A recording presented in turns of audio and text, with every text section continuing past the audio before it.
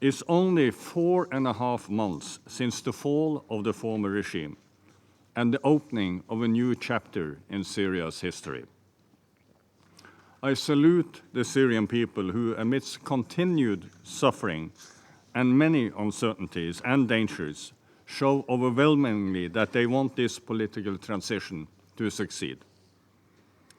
The legacy of misrule, conflict, abuses, and poverty from which Syria is trying to emerge is one of the heaviest that any state or people anywhere has had to face in modern times.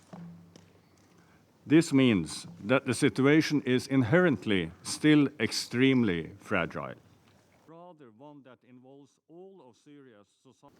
Syria has moved beyond a caretaker government to a new, expanded, and more diverse cabinet. This is indeed an improvement from what went before. Yet it is still not fully inclusive framework for a political transition. And, Mr. President, this leaves many Syrians unsure of their place in the new, emerging new Syria. Shaping together Syria's new social contract, I met with members of the Alawite community who conveyed their deep concerns and presented harrowing accounts of violence. I talked with President Bashar at length about this, along with a member of his Civil Peace High Commission, who detailed their efforts to address this issue. And political components. A sense of grievance still exists on both sides. A deep feeling of exclusion from the political process and the public sector on one side, but also profound grievances towards persons associated with the former regime on the other. The interim authority needs to ensure that all segments of Syrian society are not only protected, but also feel that they will be full participants in political life and state structures, including in terms of security. All of this is taking place against the backdrop. We need to sustain momentum for investment in Syria's recovery and development. Without this, the scale of humanitarian needs will far exceed our ability to respond to them. Millions of refugees and internally displaced persons who have expressed their desire to return home will continue to be dissuaded by a lack of basic services and livelihood opportunities.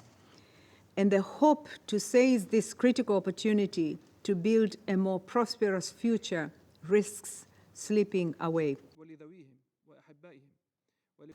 إن هذا اليوم لم يأتي إلا بعد تضحيات جسام وبعد مسيرة من الدم والدموع. مئات الآلاف قتلوا وغيبوا وتبخرت آثارهم في سجون نظام الأسد. هذا اليوم لهم كما هو لنا، لن ننساهم أبدا، وسنبقى نعمل بلا كلل لتحقيق السلام والعدالة لهم.